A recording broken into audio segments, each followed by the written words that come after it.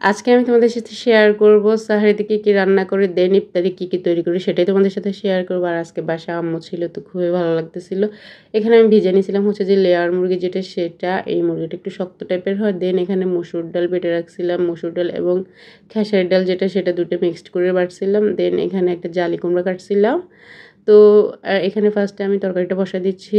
আর এখানে আজকে আমি রান্না করব প্রথমে লেয়ার মুরগি যেটা সেটা সাহারির জন্য রান্না করে নেব। সো হ্যালো, আসসালামু আলাইকুম, দিস ইজ আখি, welcome back to my new blog. তো আজকের ব্লগে তোমাদের সাথে শেয়ার করব কি রান্না বান্না করি এবং কি ইফতারি রেডি করি সেটাই তোমাদের সাথে শেয়ার করব।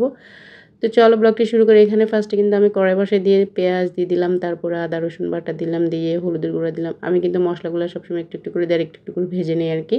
মানে একটু একটু করে দিলে হয় কি একটু একটু সময় নিয়ে মশলাগুলো ভাজাও হয়ে যায় আর কি। আর চেষ্টা করি সবসময় মশলাগুলোকে আসলে ভালো করে কষানোর জন্য। তো এখানে সবগুলো মশলা দিয়ে দেওয়া হলো, মশলা কষানো হয়ে গেলে দেন আমি এখানে মুরগিটা দিয়ে দিলাম। এই লেয়ার মুরগিটা খেতে কিন্তু বেশ ভালোই লাগে, একটু শক্ত টাইপের হয়। আর যদি একটু চামড়াটা রাখা হয় তাহলে আরও ভালো লাগে। আমি কিন্তু মুরগির চামড়া আমি তেমন একটা পছন্দ করি না, তবে মুরগির চামড়া সহকারে এই মুরগিটা রান্না করলে বেশ ভালো লাগে। এটা এবং দেশি মুরগি এই দুইটা যদি চামড়া সহকারে রান্না করা হয় বেশ মজা লাগে খেতে। তবে চামড়াটা আমার কিন্তু আসলে পার্সোনালি পছন্দ না, আমি খেতে পারি না। তেল তেলে কেমন জানি জানি লাগে, মানে ভালো লাগে না আর কি, মুখে দিলে কেমন জানি লাগে।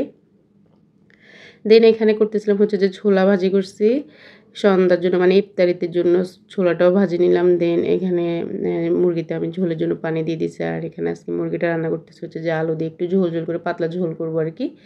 তারপরে এখানে করতেছিলাম হচ্ছে যে পেঁয়াজু, এরপর আমি এখানে কিছু চিকেন ভিজে রাখছিলাম। দেন আমি এটাকে মশলা দিয়ে ভালো করে ম্যারিনেট করে নিচ্ছি আর কি। তো এদিকে রান্না হতে হতে কিছুক্ষণ ম্যারিনেট করে রাখাও হবে আর কি। চিকেনটা তাহলে টেস্টটা অনেক বেশি ভালো আসবে আর কি। তো বাসায় আসলে ইফতারি রেডি করলে খুব বেশি হেলদি এবং খেতে ভালোও হয়। আর ইফতারিটা বাসারগুলো আসলে খেতে মজাও হয়, বাহিরগুলো যদিও মজা, তবে ওটা আসলে অনেকটা প্রবলেম হয়ে যায় রোজা রেখে বাহিরের ইফতারগুলো আসলে করতে গেলে।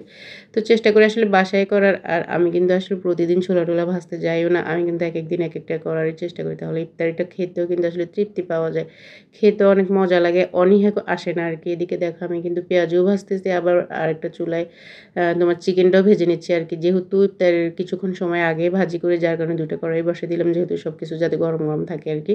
যদি একটু একটু করে ভাজি রাখি তাহলে হয় কি জিনিসগুলো ঠান্ডা হয়ে যায়, খেতে ভালো লাগে না আর কি।